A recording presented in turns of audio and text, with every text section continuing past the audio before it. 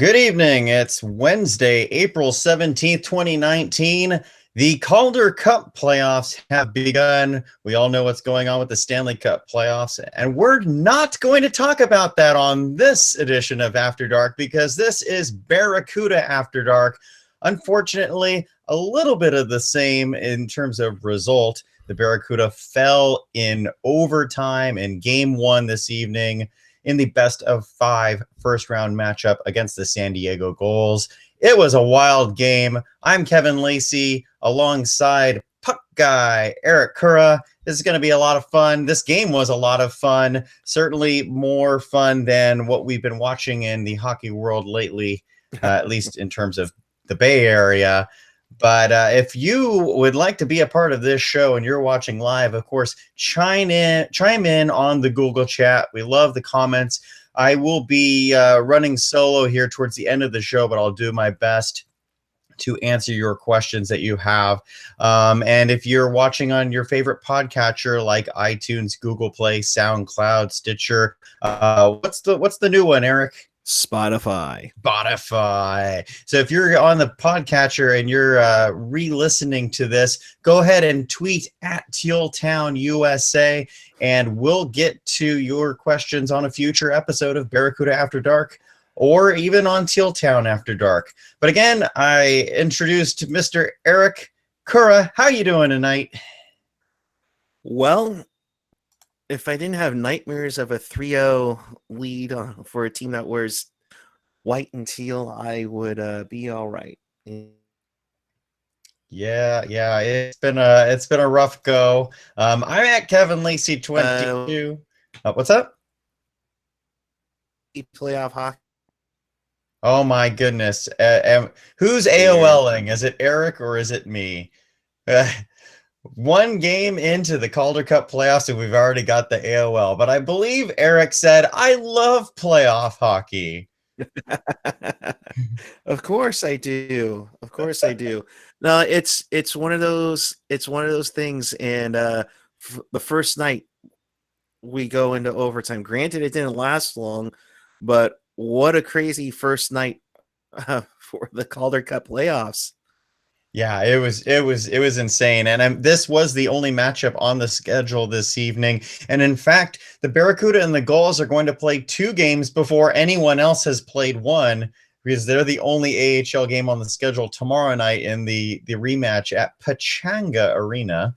Well, let's go over this one, Erik. Let's get it started, because most of the action happened in the first period.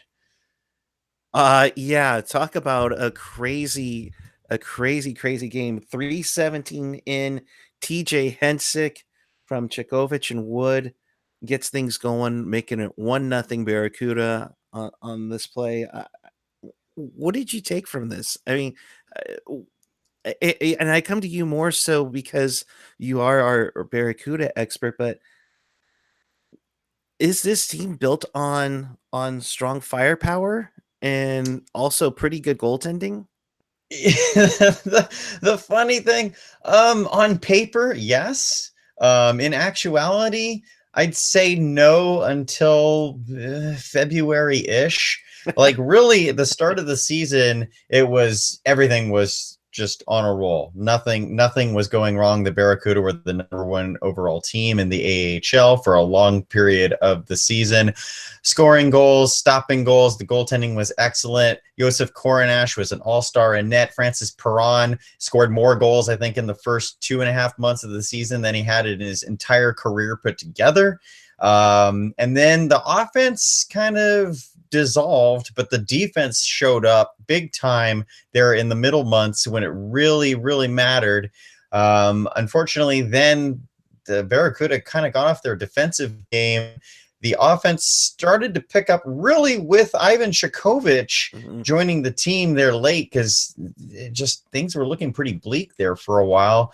Barracuda made a trade to get Jonathan Dahlen, who's been out hurt for most of his time with the organization.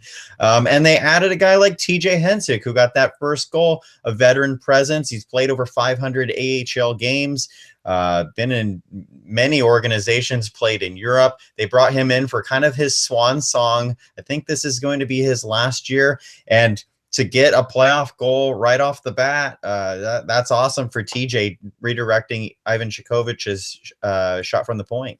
Yeah, that made it 1-0 Barracuda.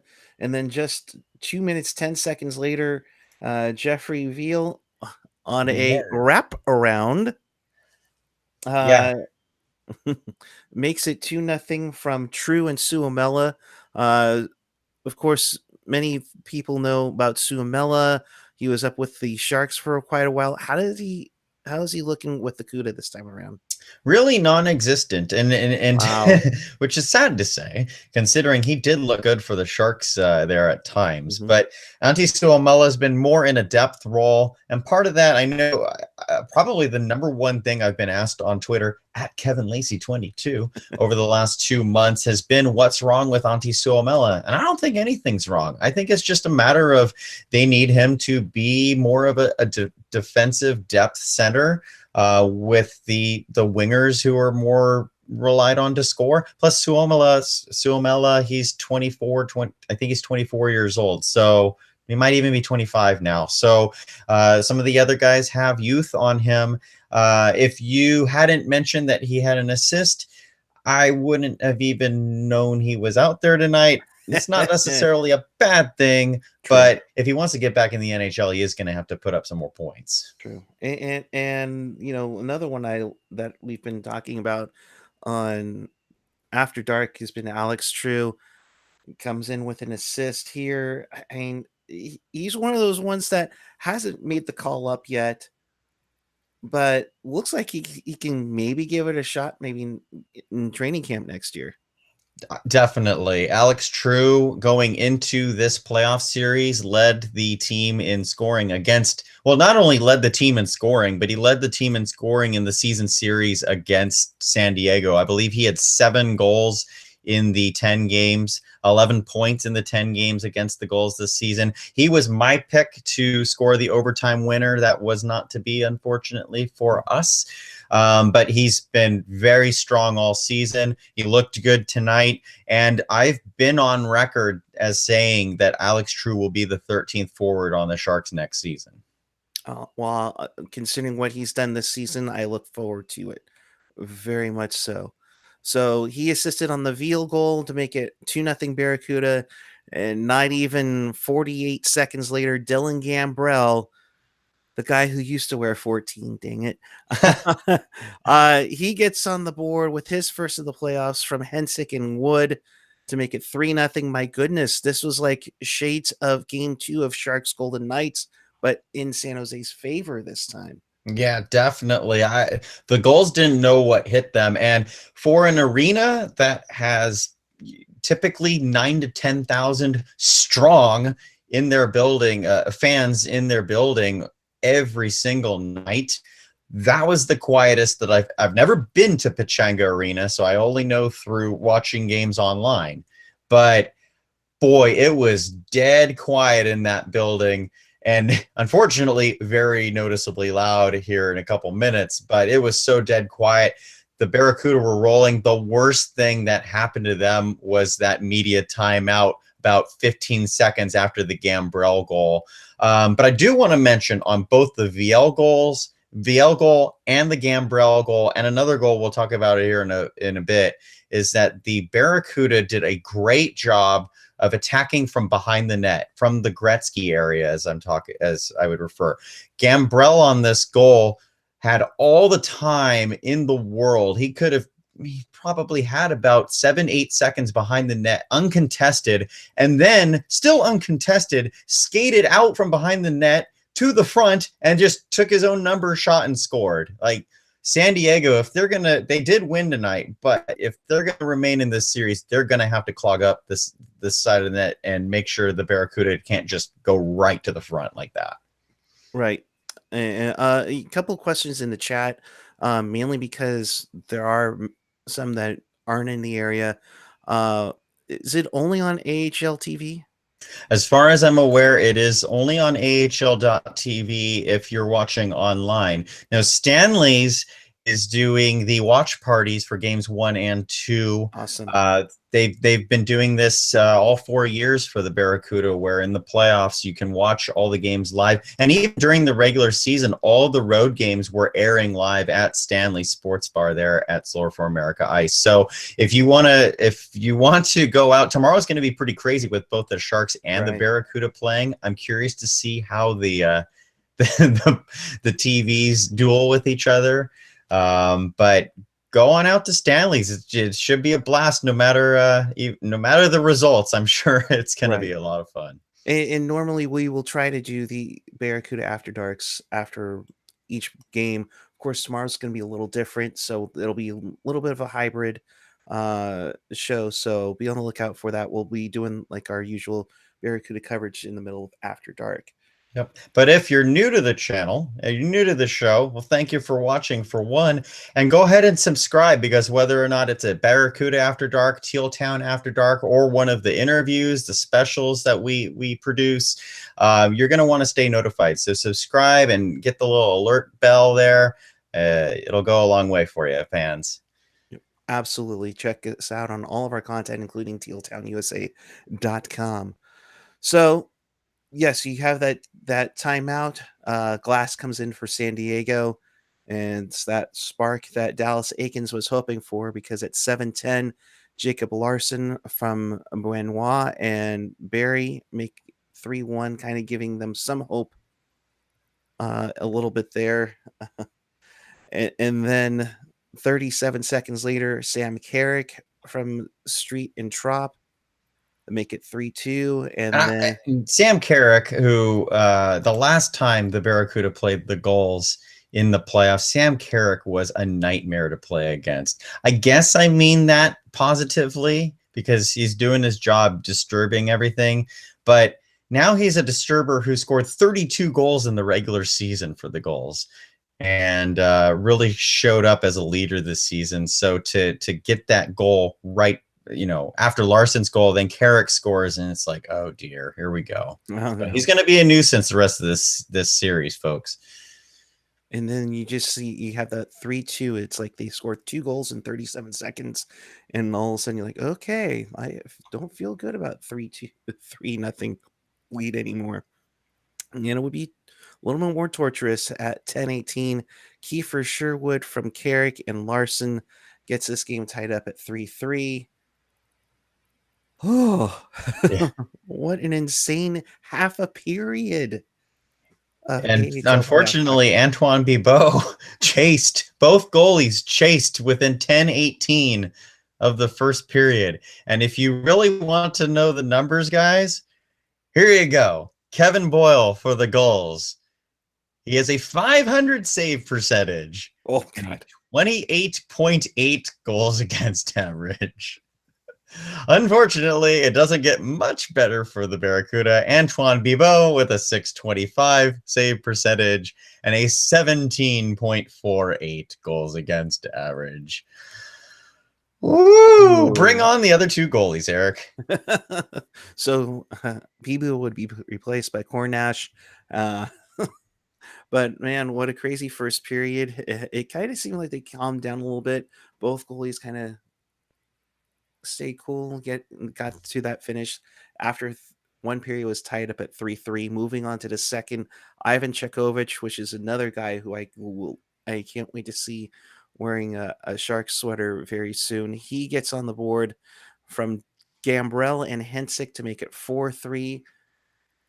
This guy, he's gonna be a stud for Team Teal for a long time, I think. That draft 2 years ago for the Sharks is the first half of that draft. All right. So Gambrell, he was kind of a reach in the second round, if I'm not mistaken. But he had a prominent role in the game tonight on the line with Ivan Chekovich. But you're looking at those 2 late round picks at that 6th and 7th round, Chekovich and Sasha Chmelevski. Like, oh boy.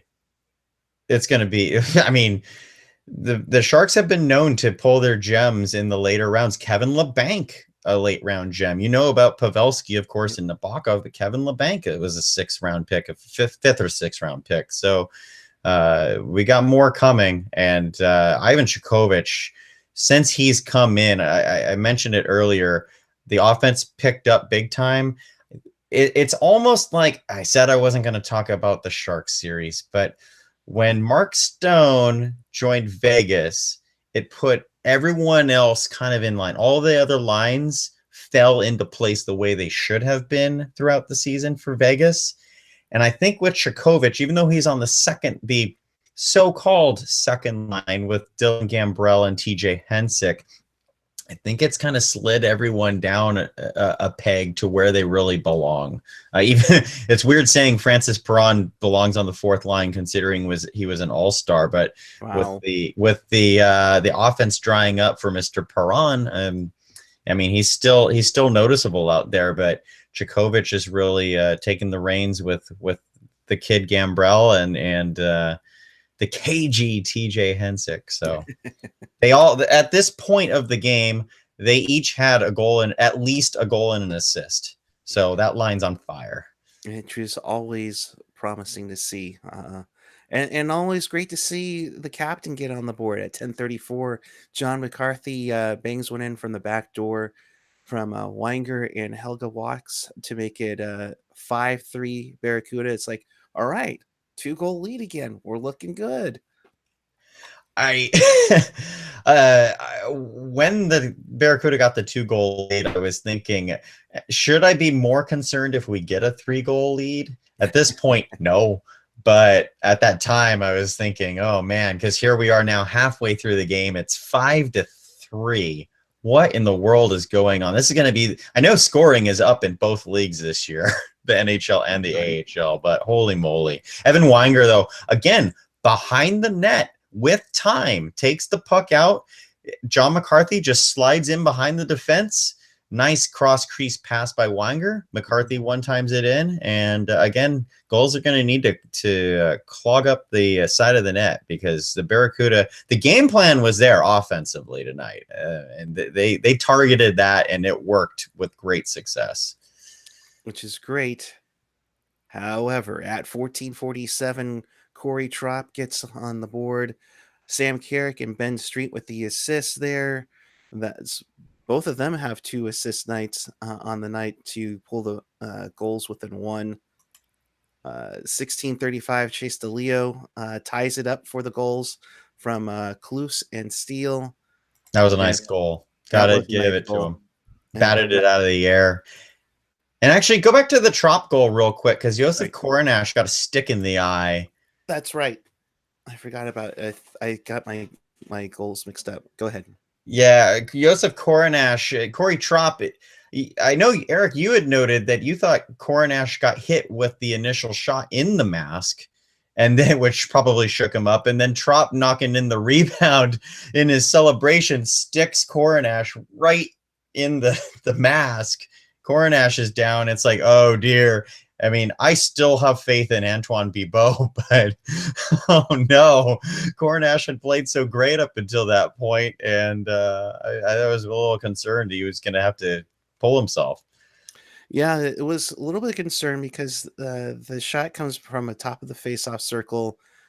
Koronash goes down. He doesn't see it, and then Trop bangs it in, and then as Trop's celebrating, his stick looks like he catches Koronash inside the mask, and he was down for a little bit, and I think he just felt the little stinger because he stayed in the game.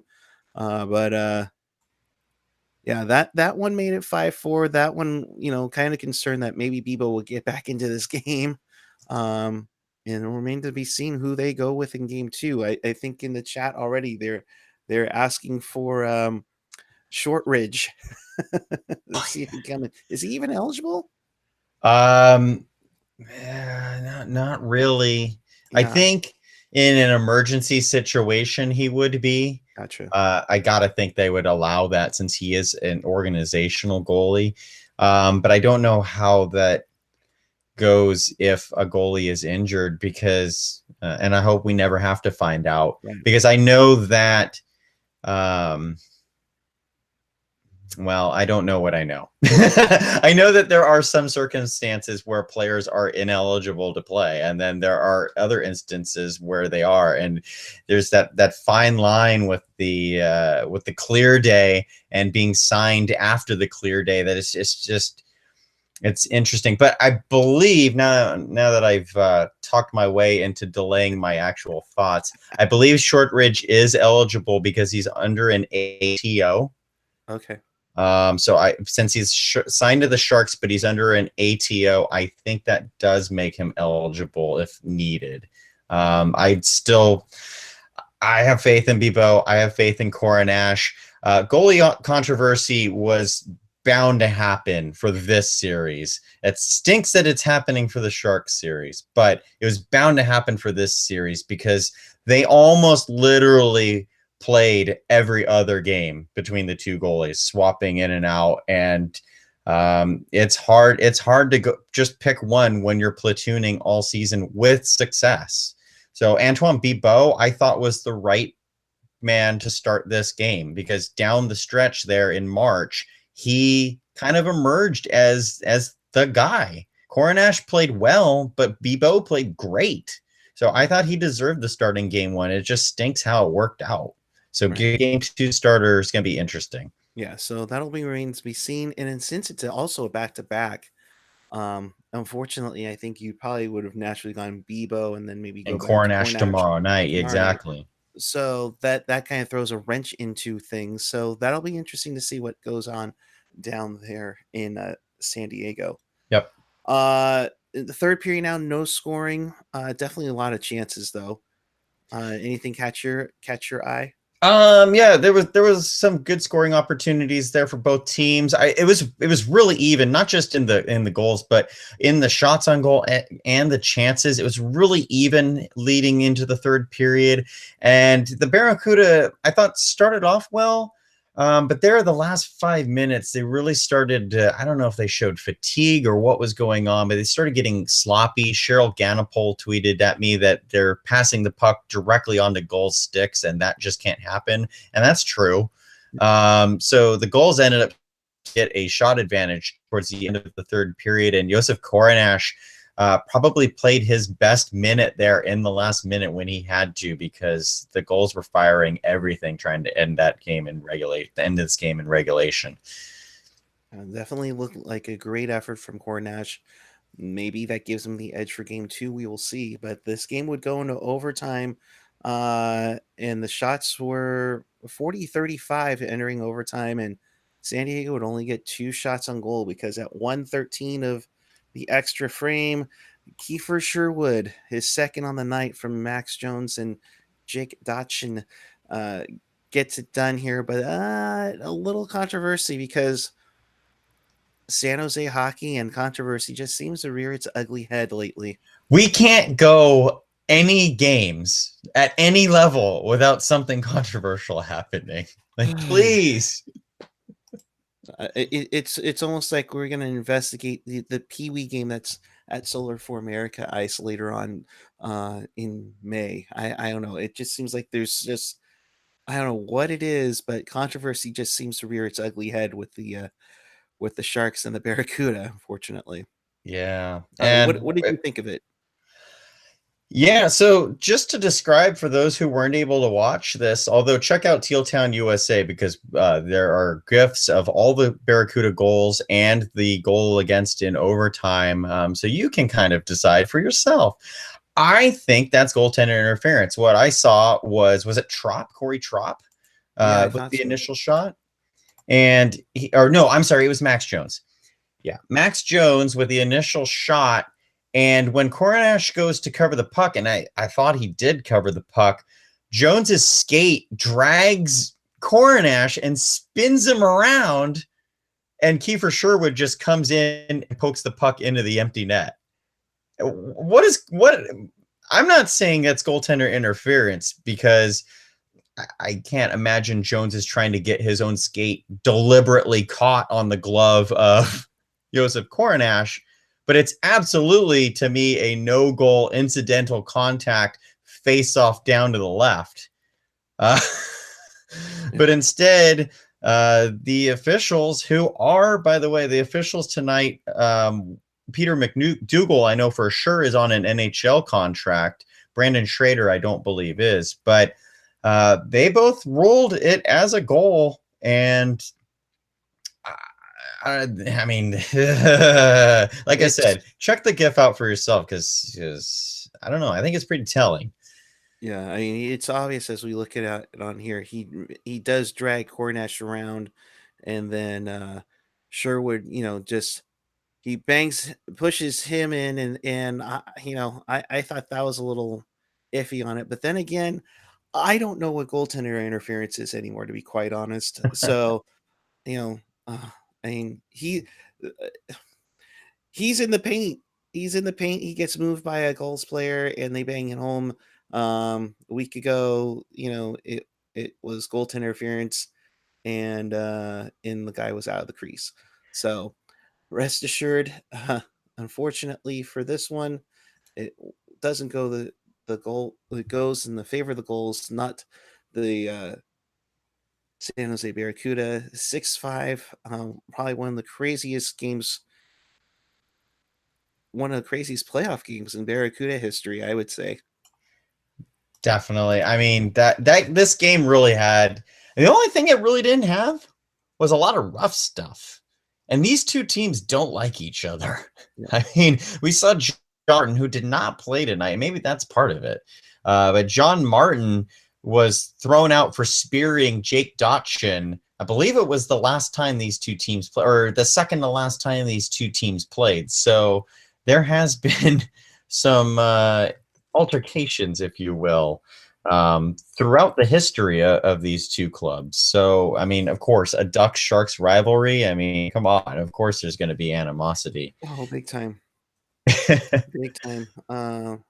But I do think if you're the American Hockey League, if you're AHL president David Andrews, you have to love how this playoff started. Because it's just like wild, unpredictable hockey. Buy those AHL TV packages right now. And not to be an ad, but for $25 for the entire playoffs, and if the Barracuda go deep, it's going to be totally worth it. Oh, So, definitely. definitely Well, think about it. I mean, the Barracuda tickets are very affordable. Right. Get yours for Game 3 on Monday for as little as $10. And no, I don't work for the team. I just want that building to be full. That'd be great. And the first 4,000 fans do get the rally towel. So, but think about that. You're paying the price of essentially 2 games for the entire TV package. So yeah, seriously, and it beats driving all the way down the gas, picking up something in like Kettleman City and driving all the way down to San Diego and back up. You could have that. You could have tickets to the Barracuda game, and you have us doing Barracuda After Dark. So do yourself a favor, hit that subscribe button down below, and check us out on everything Sharks and Barracuda at tealtownusa.com. Definitely. Erik, you want to get out of here? I know it's it's an early day for me. I Kevin came up to me tonight saying, "Hey, let's do an After Dark with Game 1." I said, "Totally." I didn't expect to be on, but I'm glad to help out. Super happy you are, though. Oh yeah, I can't wait. And if I can get down there for a Barracuda playoff game, I will be down there. But yeah, like Kevin said, make sure that building's full on Monday night. I mean, you're going to love it. And yeah, if the Sharks unfortunately don't come back in the series, what a way to get your hockey fix in April at a Barracuda game. And this team shows it can be a very championship caliber team. So get your tickets at sjbarracuda.com. With that, Kevin's going to take it over the rest of the way. If you have any questions in the chat, by all means, do so. But Kevin, it's all yours, bud. Have a great one. Keep it at it. And Thanks, be good Erik. on the channel.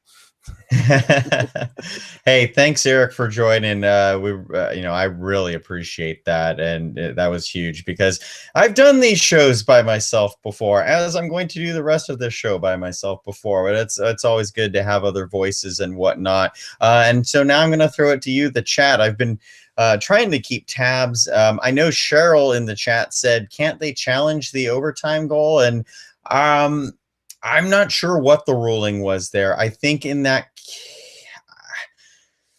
I don't think goaltender interference in the AHL works the same as the NHL. I know that in some respects they don't have the same replay capabilities, so I know that factors into it. I know that in this instance, the officials did discuss the play, and it wasn't just a clear cut, it's a goal, everyone's off the ice, it's over.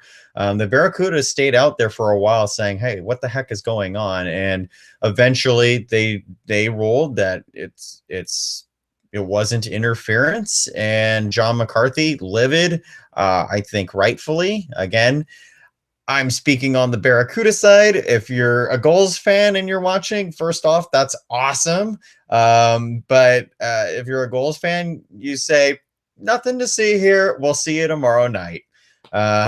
So, yeah, that is, them's the breaks, I guess. But hey, the Barracuda are back in action against the Gulls tomorrow. It's only one game. The Barracuda did look very good tonight. It's just the Gulls really found a way to face the adversity and overcome it eventually.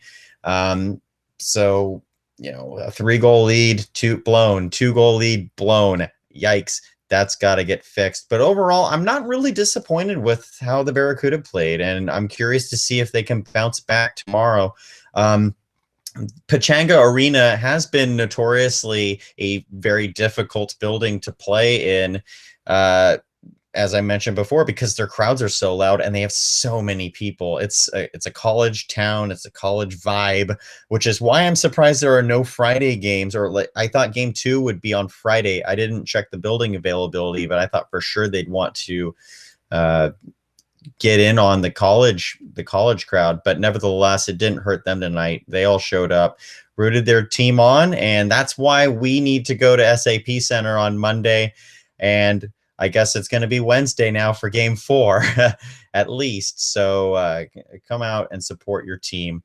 Let's see. I know California Cruisin' had said something earlier that I thought was spot on. Oh, it was about Shomolevsky and Djokovic. Can't we just get them now? Can't the 2 years come any sooner now? Yeah, let's let the kids develop. I mean, that's why we're watching the AHL hockey. I know that for a lot of the season, we were hearing things like, why isn't Francis Perron on the Sharks? Well, this second half of the season and his inability to score, that's why we haven't seen Francis Perron at the NHL. Dylan Gambrell, he's looked very good at the AHL level, but he hasn't looked dominant at the AHL level. I think the up and down kind of hinders his progression a little bit. But we'll see how it goes. Let's let the kids develop. Chmelevsky and Djokovic, I think, will be the draw for the Barracuda next season. And unfortunately, only half of them are here. But at the same time, fortunately, at least half are here. And Ryan Merkley played tonight. He did draw into the lineup. We didn't mention that earlier, but Keaton Middleton was the odd man out, and Tom Gregoire, who is a defenseman that I like. But Ryan Merkley did draw in. I didn't notice him too much. I know that Mark Emmons, who's a fan of the show, he thought Merkley looked really good, breaking up plays. I thought his ice time was kind of limited and didn't see him a whole lot. But you know what, though? For a prospect like Ryan Merkley, who is so polarizing, that's going to this is going to segue into a question that I took. People in the chat saying Merkley looked pretty good tonight. He's very polarizing, and he's definitely an offensive boomer bust defenseman who skates like the wind. His defense needs to be worked on. It's not pro level D yet, but so far so good. We'll see how it goes. Someone on Twitter, if I'd been thinking about it, I would have pulled the name and given you credit. Someone did ask me about Ryan Merkley's season in juniors. Now, I do not watch juniors except for the Memorial Cup, and especially this year, I just didn't have the time. That is Ian Reed's cup of tea when he can, because he does live in Ontario. And I think he did see Ryan Merkley early on in the year. But so for me, all I can do is really look at the stats and go off of what I saw of him in training camp. But statistically, Ryan Merkley improved in every category. So I can't understand the number of people on the bulletin boards, on social media, and asking me, did Ryan Merkley regress this year? Is it already a bust? Kid was 18 years old. He was drafted at 17. He's one of the youngest guys in last year's draft, and it was only last year's draft. It wasn't even a year ago, and it's way too early to bust him out, and sure, he got traded, but trades happen in juniors. It's just, that's part of the business, and usually the trades involve the top end players. People were saying, oh, he's got attitude issues and whatnot. There's been nothing proven since last year's draft about that. We obviously know that he had the attitude issues and that the Sharks worked with him a lot in the offseason. I thought he had a very good attitude in training camp. Goes back to juniors. He knew what he knew he was going to be sent back to juniors. I haven't heard of any instances, any lash outs, anything like what we'd heard the year before, that it's even worse now. Where is this information coming from? It doesn't seem to be affecting his play. He had more goals. He had more assists. His plus minus was vastly improved. So again, it's only statistical. I can't judge the eye test, and I certainly don't know what's in the room, but I don't think anyone needs to worry about Ryan Merkley right now. He's probably going back to juniors even next year, because he's not AHL eligible next year. He'll still only be 18 years old when the season starts. So he'll be back in juniors unless he wows everyone and makes the Sharks out of camp. Let's hold off on, Ryan Merkley, it's all in his head. He can't get it together, and he's not a good hockey player. I don't buy that. So that's my little Ryan Merkley rant that I needed to go on here. Okay, and Nick Nollenberger, what I was mentioning earlier, it seemed like he was limited in his minutes, and Nollenberger said the same thing. Of course, Nick Nollenberger, the voice of the Barracuda, he's definitely going to have his eye on that. So let's see here. I'm just going to check out Jerry here, just saying he saw 6 Sharks games and 2 Kuhre games this year, which was great. Lucky with to watch the Barracuda when he's got a schedule. Yeah, the Barracuda is not everyone's cup of tea. I know that when we talk about it on Teal Tinted Glasses, another podcast that I'm on that you should subscribe to. We haven't done many episodes this season, but I'm telling you, they're golden, baby. No, but we've said, get out to the Barracuda when you can. It's a niche audience, and we're I'm doing this show because how many AHL podcasts are out there? It's just our little thing. The other Sharks brands and whatnot don't have that outlet. So I'm going to be that outlet. You can follow me on social media. I love talking about the Barracuda. I try not to flood your timelines, but as one of the people who is relied on to talk about it, give you guys my all. So I really appreciate the support, and I appreciate the followers. My followers went up huge this season, which is amazing. And so obviously you do care about the Barracuda, and I thank you for that. Let's actually talk about the Barracuda again instead of me, because I don't want to talk about me. So this series, of course, best of 5. They're always best of 5 in round 1. The reason why the Barracuda have home ice advantage, but yet don't have home ice advantage, is the AHL. I've mentioned this each year we've done this. The AHL has a rule that if the teams have to travel more than 300 miles between cities for games, they'll typically not follow the traditional 2-2-1 or 2-2-1-1-1 playoff format that you're used to in the National Hockey League. In this case, San Diego, I don't even know. They're 380 miles away, 360 miles away. It does It's not by much, but it is over the 300-mile threshold, which is why we have a 2-3. Look at you, John. All right. The Barracuda. Sorry, that totally threw me off. That I'm so impressed. Thank you so much for that. Okay, back to what I was saying here. Because of the distance, the Barracuda start on the road for games 1 and 2. So the home ice doesn't come in until games 3, 4, 5. So really, it's a non-factor in round 1 unless you go the distance.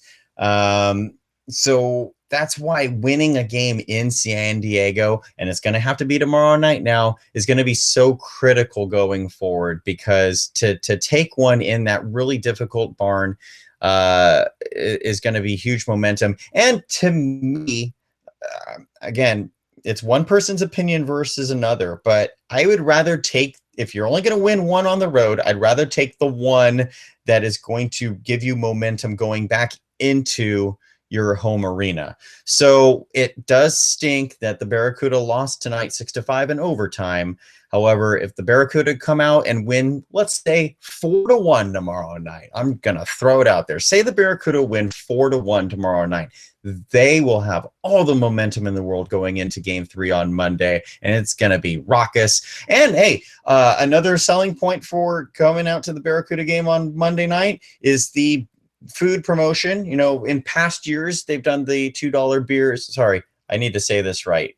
In honor of Section 109, $1 hot dogs, $2 beers. $1 hot dogs, $2 beers. They did that during the regular season. It does not appear that they're going to be doing that in the playoffs, but there is a great promotion, though, a hot dog and a 20-ounce beer for $5, and I can get on board with that. I know my group there in 109 will be all over that.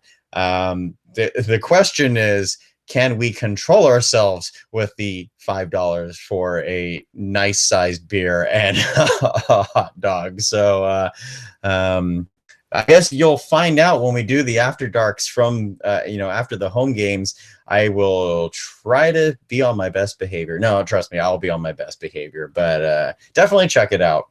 So yes, Cheryl, that is what we're yelling. We're always yelling things, whether it's me yelling broken glass at Jeff Glass, who unfortunately was not broken tonight for the Gulls in relief of Kevin Boyle, or just yelling random things at random people within reason.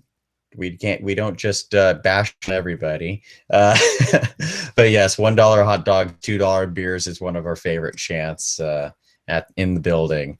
So let's see here. I do want to actually wrap this up because we've got more series to talk about. We can go on with the Barracuda, but before I conclude this podcast this evening, big news as far as the arena goes and the future home of the Barracuda. Now, yesterday's San Jose City Council meeting went so long that ironically I was not able to watch the part where they discussed expanding Solar for America Ice and building a new arena for specifically, but not exclusively, for the Barracuda, because I had to go to my own hockey game. Isn't that ironic? So I have only seen parts of the presentation. What it was a memorandum of understanding that they would like $150 million in bonds allocated towards the expansion of Solar for America Ice, adding a 5th rink for public use and a 6th rink for tournaments, for the Barracuda games, for ice skating championships. I mean, this center is one of the biggest in the country. It's the second largest ice facility west of the Mississippi, as John Gustafson, I'm sure John Ferguson would too. John Gustafson likes to point out. So this new arena that is being proposed is a 4,300 seat arena. It's actually about 3,500 with luxury suites, which is interesting to me, but I believe the luxury suites house about 800 people. See, there you go. Cheryl says the USHL playoffs were their goal, and that's not even in this proposed new building. The demand is there. They bring in a lot of people from across the country for these tournaments and across the world, basically. I mean, you've got Canada and you've got other nations coming out here. I mean, look at the number of foreign um, uh, players coming in and playing in San Jose at the youth level. I'm trying to think of one. I know there's one specifically who's like actually pretty renowned. I'm drawing a blank on him right now, which is driving me nuts. But it's a big deal. This is a big measure. Now, this was originally, I don't know if it was ever proposed, but I do have information that this was originally discussed back in 2011 or 2012 or something like that. The San Francisco Bulls were not even in attendance yet, or in attendance. You can tell I'm getting tired. The San Francisco Bulls were not even a thing yet. And they already had drawn up plans for the AHL style arena, which I thought was very interesting because I'm saying we don't have AHL hockey out here. What? I thought that makes no sense. Their westernmost team is in like Missouri. Little did we know we'd get an entire division of teams out here. Many thanks to the Sharks. Many thanks to the boom in ice hockey down in Southern California as well. So the downside to this plan is that the firing range, which is not my cup of tea, but the firing range, it would be demolished under this plan. I would like to think relocated, because hockey is, it's a big deal, but at the same time, it's still a community, and it's not going to compete at, anytime soon with basketball, football, and baseball. And so hockey is still very much a community-based sport. And you've got other communities like the shooting range. There was a girl who was at the council meeting yesterday who was talking about how she's trying to make the Olympics in shooting. And this is her facility that she's using to try and reach her goals. I think of Paulina Edmonds at our ice center on the same note. She represented the Bay Area at the Olympics in figure skating. It's the same kind of deal. So I hate to see that other outlets of activity could possibly be squashed by this. So that part sucks. Again, on the same note, you already have the ice center here, and there's only so much land. I can't imagine. I mean, there is land elsewhere in San Jose, but you'd be talking about building an ice facility on the outskirts, and we've seen what happens with that in Arizona, where let's build our arena as far away from the fan base as we possibly can, and it just doesn't work. And with the AHL being a niche audience already, the Barracuda would really have problems if they were forced to move build it somewhere else. So I'm in favor of this proposal, obviously, because I love hockey and that's why I'm here.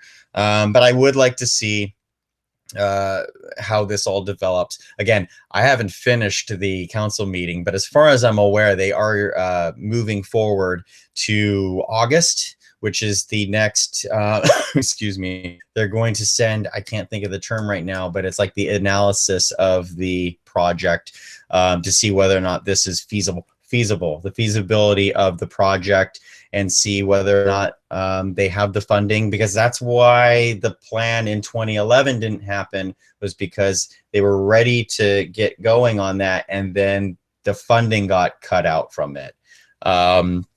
So we'll see what happens with the bonds.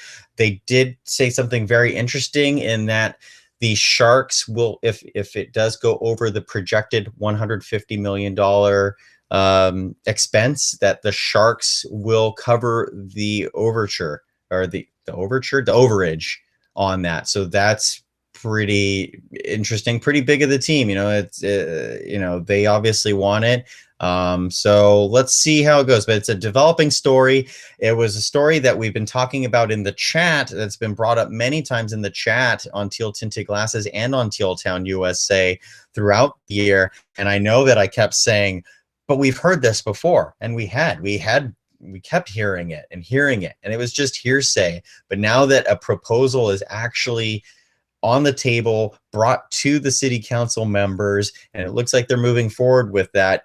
It sounds like 2022, right in time for the Olympics, is when they're hoping to be done with the construction. And that means more Barracuda hockey for years to come. No worrying about will they move to Sacramento or move to Fresno or, move to Reno, even though they're not moving to Reno. I guarantee that. But the Barracuda looks like they're going to be staying around for a while. So we'll have more After Darks. It's going to be cool. And will I be live after each Kuhre game? Thanks, John, for the support, of course, as I mentioned earlier. The donation was very kind of you and jaw-dropping for me, so I appreciate that. John, we will definitely be, we'll be made to do this after every Barracuda game. Tomorrow night is a Sharks game, so I will be joining the guys who I don't know what the panel will be yet after the Sharks Golden Knights game, and I will discuss the Barracuda game in the middle of the show. And then game 3 on Monday, I will be at the game, and then as soon as I can get home, I will definitely be on. Game 4 on Wednesday. I need to double check the schedule, just make sure I'm not giving you the wrong info. But yeah, okay. So game 4 on Wednesday, I'll be at again because I know there's going to be a game 4. I believe. Hungry for more, as we say here.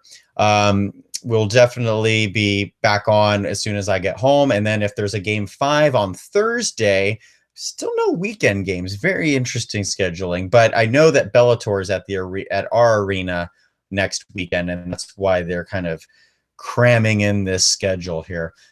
Game 5 on Thursday. Again, we will have a show. We'll definitely have a show after game 5 if there's a game 5. And as soon as I get home. So keep on checking Twitter. Check at tealtownusa, at Kevin Lacy 22, at PuckGuy14, and all our friends with Teal Town USA. And we'll let you know. And of course, subscribe. That's the easiest way of finding out when our next show will be. So I'm gonna wrap up with that. It's okay. Really appreciate you guys checking us out, checking the show out tonight. And if you're new, subscribe. But thanks for all the support. We'll see you tomorrow night after the Sharks Golden Knights game 5 and the Barracuda San Diego Gulls game 2. I'm Kevin Lacy, and have a great night. And I'm supposed to have a graphic to play right now, but dang it, I don't have it prepared. So just look at my lovely face, or look at my jerseys, actually. Have a great night.